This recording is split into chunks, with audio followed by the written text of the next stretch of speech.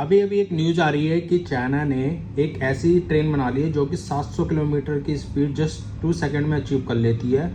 और ये अब तक की सबसे फास्टेस्ट ट्रेन है ऑन द अर्थ। एक्चुअली हुआ क्या है कि इस ट्रेन को 400 मीटर के ट्रैक पे टेस्टेड किया गया था और इसने 2 सेकंड में ही 700 की स्पीड अचीव कर ली थी।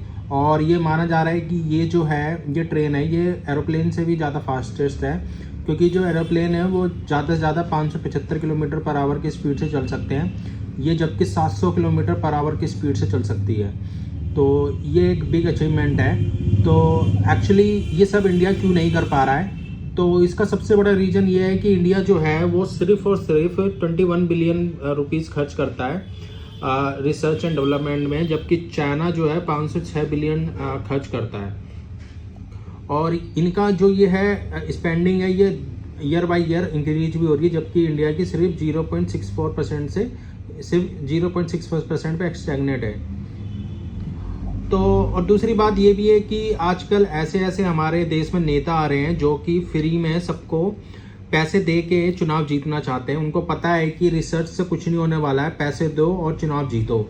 अब आप कहोगे इसमें तो मोदी मोदी मोदी मोदी को आप बोल रहे हो, नहीं, ये सबसे जो केजरीवाल है चाहे कांग्रेस है, ये इन्होंने ही पहले ये चीज़ें स्टार्ट करी थी।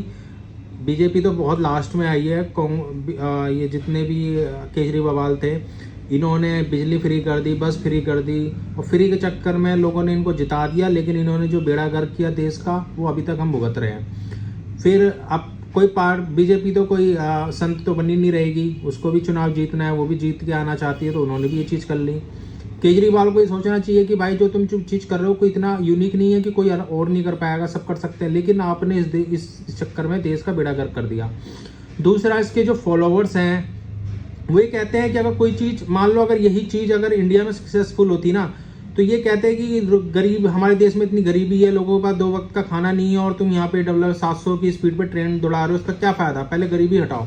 तो ऐसे लोग जो है ना क्रिटिसाइज करते हैं। तो गवर्नमेंट का डिमोरलाइजेशन तो होना ही है, और वो फिर क्या करती है, वो ऐसे ऐसे काम करती है, लोगों को फ्री में पैसे देती है। यहाँ फ्री में खाने वाले तो बहुत हैं, रोड पे कचरा फेंको, ये फेंको, वो फेंको, और ऐसे ही दुनिया हमारी चल रही है।